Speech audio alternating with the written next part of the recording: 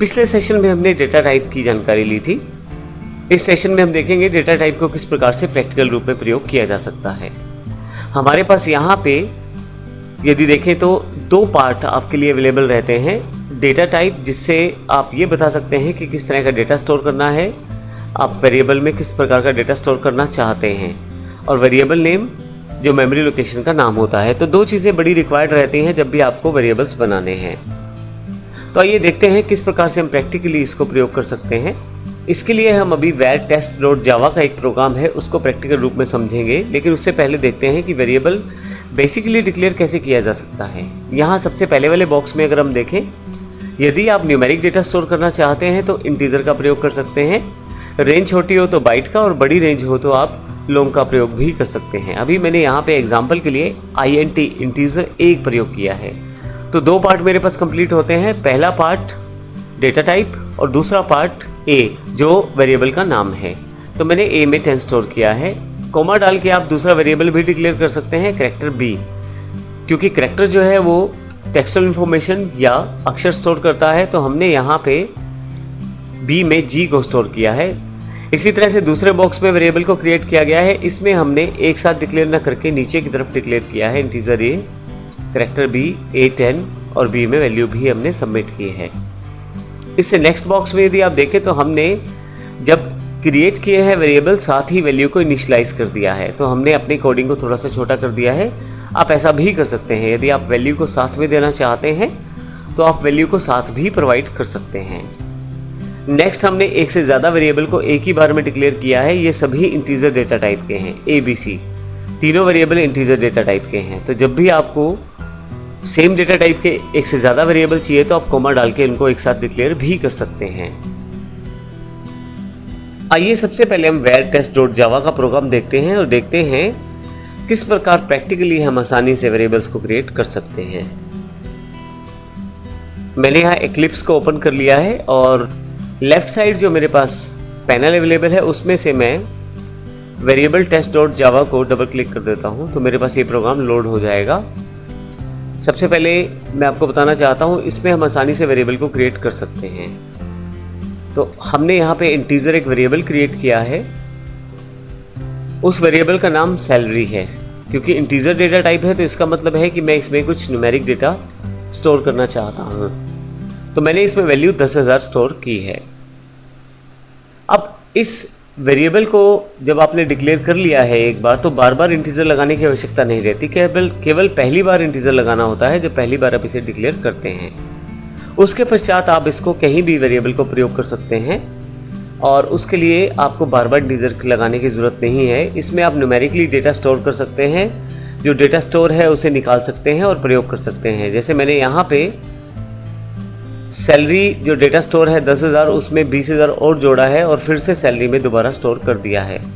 Finally मैंने इसको print कर दिया है और नीचे मैंने स्टैटिक वॉइड मेन में जाकर अपनी क्लास का एक ऑब्जेक्ट बनाया है और इसे ऐड सैलरी मेरे पास जो मेथड है उसे मैंने कॉल कर लिया है।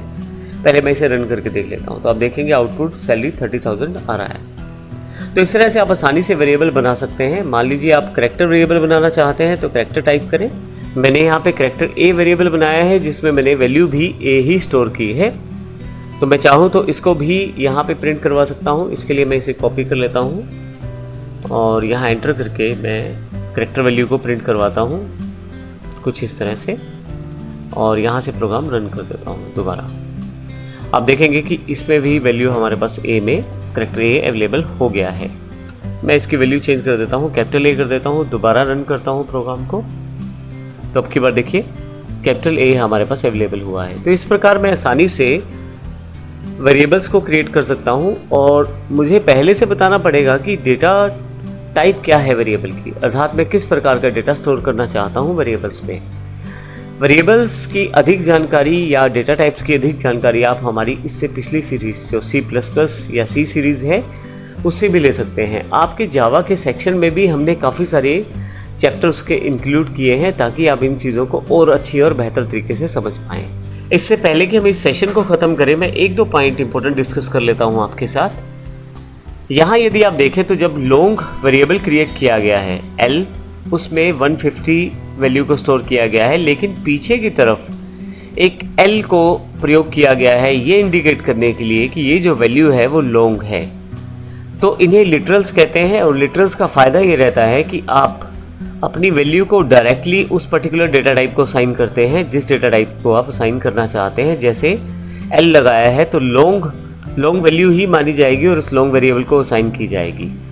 अब यदि आप एल नहीं लगाते तो भी आपका प्रोग्राम कार्य करता है, परंतु फ़र्क ये हो जाता है कि अगर वैल्यू छोटी है तो डिफ़ॉल्ट रूप में उसे सबसे पहले बाइट में कास्ट किया जाता है, अर्थात छोटी साइज़ की डेटा टाइप को पिक किया जाता है। और जब जावा को लगता है कि इसे तो बड़ी डेटा टाइप पे होना चाहिए तो फिर उसके लिए बड़ी डेटा टाइप को प्रयोग किया जाता है। लेकिन इस केस में मेमोरी का ज़्यादा इस्तेमाल किया जाता है, पहले बाइट और फिर लॉन्ग। परंतु यदि आप यहाँ एल लगा दें तो डायरेक्टली इसे लॉन्ग में स्टोर किया जाएगा और इससे आपके पास मेमोरी एफिशिएंसी बढ़ेगी। आप ये एल जो है छोटा या बड़ा दोनों तरह से लगा सकते हैं, अर्थात कैपिटल लेटर या स्मॉल लेटर। मैंने इस कैपिटल लेटर इसलिए इस्तेमाल किया है, यदि मैं इसको स्मॉल लेटर में लिखूंगा तो कुछ एक जैसा दिखाई देगा, 1 जैसा। उस केस में आपको ये वैल्यू 1501 जैसी लगेगी, जो बड़ी कैलकुलेशन में एक गलती पैदा कर सकती है और आपको समझने में दिक्कत हो सकती है। इसी तरह से फ्लोट में मैंने लिटरल का प्रयोग किया है f, जिससे कि डायरेक्टली मेरी ये जो वैल्यू है इसे फ्लोट में स्टोर किया जाए। और मैंने डबल के लिए डी का प्रयोग किया है। आप चाहें तो इनका प्रयोग ना भी करें, परंतु जब प्रोग्रामिंग बड़े लेवल की हो जाती है तो फिर वहाँ पे मेमोरी एफिशिएंसी ज़्यादा ज़रूरी हो जाती है और वहाँ लिटरल्स का प्रयोग करना आवश्यक हो जाता है। एक अच्छी आदत है, आप लिटरल्स का प्रयोग कर सकते हैं। इन सब बातों के अलावा सबसे इम्पोर्टेंट बात, यदि आप प्रिमिटिव न्यूमेरिक वैल्यूज़ को कुछ भी असाइन ना करें तो डिफ़ॉल्ट रूप से जावा की तरफ से उसे 0 असाइन किया जाता है। यहाँ पे खाली नहीं रहता वह वेरिएबल, उसमें 0 अवेलेबल रहता है। तो इस प्रकार हमने इस सेशन में डेटा टाइप की जानकारी ली और प्रैक्टिकल रूप में देखा कि आप किस प्रकार से वेरिएबल को डिक्लेयर कर सकते हैं।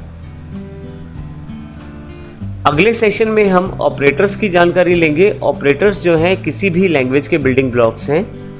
हम सभी ऑपरेटर्स को बारी बारी से समझेंगे और देखेंगे किस प्रकार से वेरिएबल्स पे इनके साथ कार्य किया जा सकता है। धन्यवाद।